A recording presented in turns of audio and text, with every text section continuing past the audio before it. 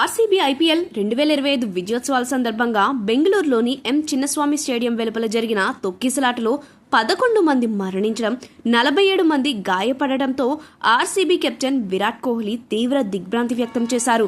ఈ దుర్ఘటనపై తాను మాటల్లో చెప్పలేనని, బాధలో ఉన్నానని, హృదయం బరువెక్కిందని కోహ్లీ అన్నారు. సోషల్ మీడియాలో ఆర్సీబీ అధికార ప్రకటనను షేర్ చేస్తూ వ్యక్తిగతంగా తన బాధను కూడా పంచుకున్నారు. బుధవారం జూన్ 4న జరిగిన ఆర్సీబీ ఐపీఎల్ విజయోత్సవ వేడుకలకు లక్షలాది మంది అభిమానులు తరలివచ్చారు. స్టేడియం సామర్థ్యం 35,000 మాత్రమే అయినప్పటికీ 2 లక్షలకు పైగా అభిమానులు ఆర్సీబీ జట్టును చూసేందుకు వచ్చారు. ఈ క్రమంలో స్టేడియం బయట తొక్కిసలాట జరిగింది. దీంతో కేవలం 20 నిమిషాల్లోనే వేడుకలు ముగిశాయి.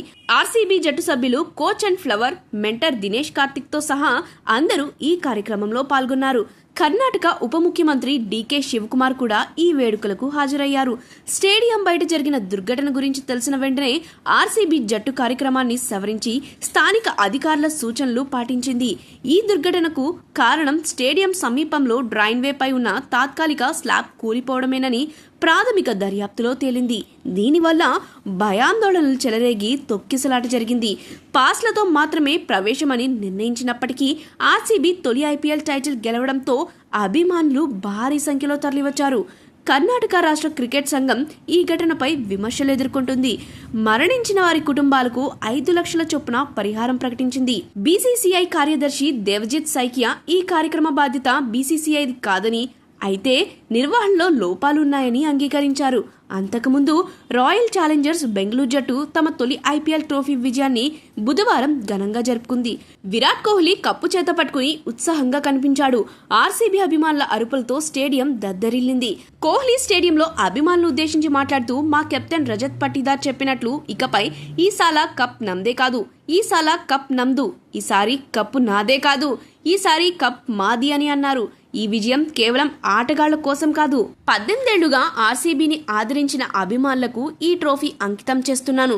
ప్రపంచంలో ఇలాంటి అభిమానులు ఎక్కడా కనిపించరు. మీరు బెంగళూరు ప్రజలు ఆర్సీబీని ఎప్పుడూ వదిలిపెట్టలేదు. ఇలాంటి అభిమానులు ఏ జట్టుకు లేరు అని ఆయన భావోద్వేగంతో అన్నారు.